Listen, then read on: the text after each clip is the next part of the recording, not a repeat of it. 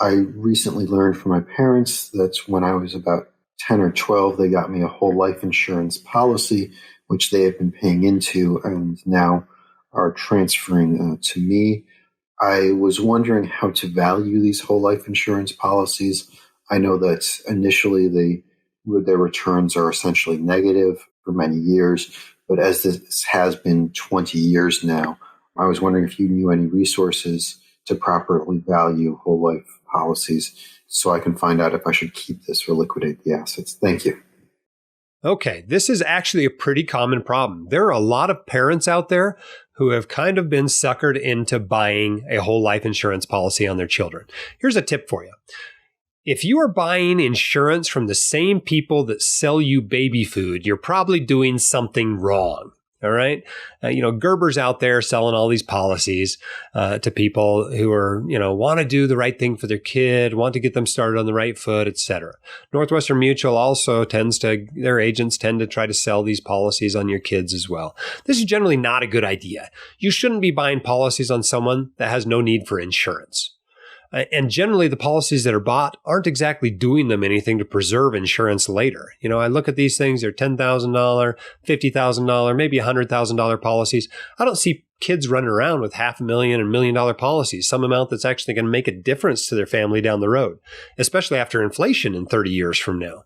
It's usually some tiny little policy, and the parents are so proud of themselves because they've been feeding this thing every day for 18 or 25 years or every month for decades, and then they turn it over to you. Occasionally they turn it over to you with a loan on it. They borrowed against it to pay for your school or to buy a car or whatever. And they feel like they did you this big service. They give you this whole life insurance policy with terrible returns and a loan on it. But mostly what they're doing is giving you this dilemma that you got to figure out what you want to do with it. Because chances are, if you're like most people, including most docs, you don't actually want a whole life policy. Term life policy is going to be all the insurance you ever need. And so you're stuck with this and trying to figure out what to do with it.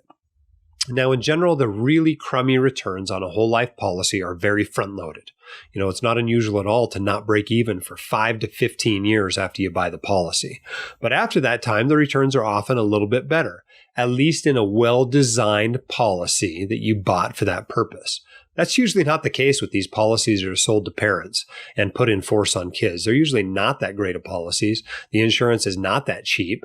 And, the payments are tiny. And so the fees of the policy tend to eat up a lot of the cash value. And so they tend to not be very good policies at all.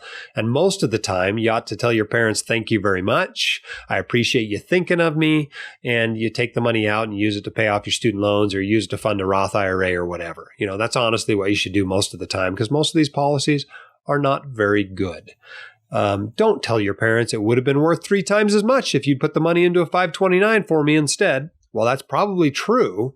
It doesn't, make them feel very good because they really think they've been doing you this huge service by making premium payments every month for the last 25 years. But if you really want to evaluate it, I've got a couple of blog posts about it that you ought to take a look at. One's called Evaluate Your Own Whole Life Insurance Policy. And so if you Google that or search that on the White Coat Investor site, that'll pop right up and it'll walk you through how to get an in-force illustration and calculate out what your expected return is going forward. And then you can look at that and go, is this worth it to me or not? With these little tiny child policies, it's probably not worth it to you.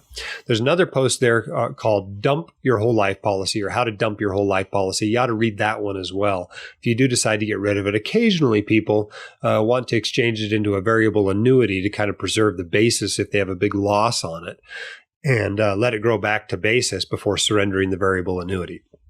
But that discusses those tricks in that post. If you feel like you can't do that yourself, you can't evaluate it yourself, I only know of one person that's offering this service, a guy by the name of James Hunt. He does it at evaluatelifeinsurance.org. And you can look that up, pay him $100. He'll take a look at your policy and try to help you decide whether to keep it or not. So you can check that out as well. But for the most part, these little tiny policies that your parents bought you, these are just complicating your financial life. Most people that have these, they've got cash value of $2,000 or $5,000, maybe $10,000, and a much better use for your money at this point in your life in your 20s when you have the greatest need for cash of your whole life. If you want your questions answered by the White Coat Investor, record your question at whitecoatinvestor.com/YQA or click the link in the description. My dad, your host, Dr. Dolly, is a practicing emergency physician, blogger, author, and podcaster.